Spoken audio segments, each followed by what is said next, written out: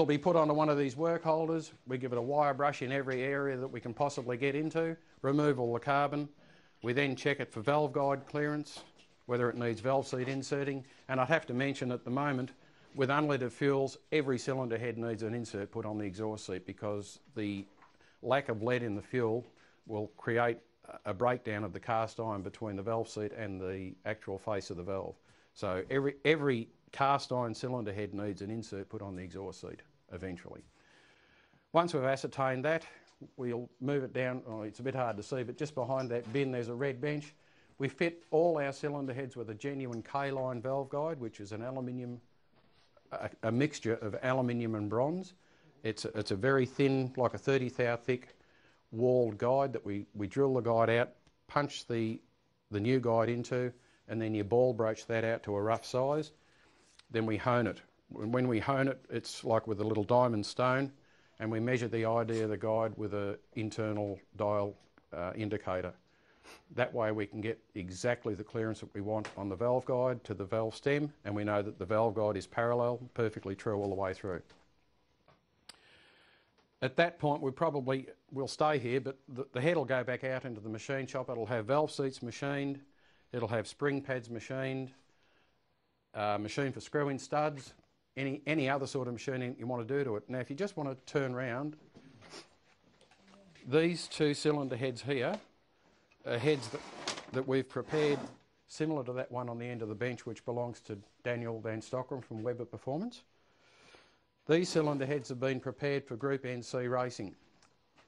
We mill the intake port out, and it's milled top, bottom and the sides, so we get the volume that we need to make the horsepower or pass the air that we need to do. We move the intake guide away from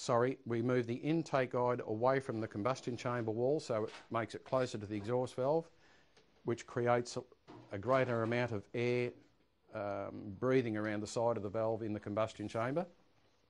It also passes more air through it because it's a big valve. We then slot the head bolt holes, and I don't think it's been done on this one yet, no. We fill up the dowel holes. On a red motor head you always plonk it on the block and wiggle it round and it drops down on the dowels. We relocate those dowel holes, so we move the cylinder head across 100 thou on the block. It does two things. It brings the valves closer to the centre of the bore itself, which gives better breathing around the wall of the chamber. It also alters the way in which we can port it. Now, it's a little hard to explain, but because we've moved it away from an area that has water in it, we can actually get a better shape to get enhanced airflow around that particular turn. We've slotted the bolt holes. We angle mill the cylinder head, and what that does, it lays the valves down flatter so they have greater clearance between the valve and the piston at full lift, because most of these, or in fact all of them, would run a very savage roller camshaft in them. And it's the combination of the cylinder head and the camshaft that produce the horsepower that these vehicles make now. Once they've been machined out and put in here, they're hand finished. Now when I say hand finished, they are hand finished with a grinder, and you hang onto that grinder for 40 hours to do one of those cylinder heads with a combination of carbide burrs in them, stones of various shapes, long stones, round stones.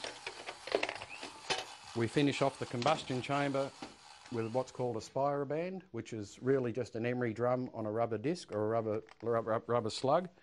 That cylinder head there's a Repco high power grey motor Holden head that we've just reconditioned. I just polished the chambers up quickly. Now at that point I'd like to mention that polishing is quite a misnomer. The old port and polish theory, it's great. You wouldn't want to polish any higher than that in a combustion chamber. And the port itself, we try to leave them as rough as we can within reason. We do most of our port finishing with a rotary burr like that in a drill. It slows the burr down, it makes it jump on the surface and gives a nice mottled finish in the port that you're trying to modify. The reason we do that is so you can get the air and the fuel to mix together. If you've ever seen droplets of fuel going down an intake manifold on an engine on a dynamometer, we have done it. So we've put a layer of Perspex over the top of the intake manifold, and you might think the fuel goes in a spray. It doesn't. It goes in droplets. It falls and it just dribbles down the ports. It's quite amazing. So if you roughen the port up, you'll get the air and the fuel to mix together so it does actually atomise.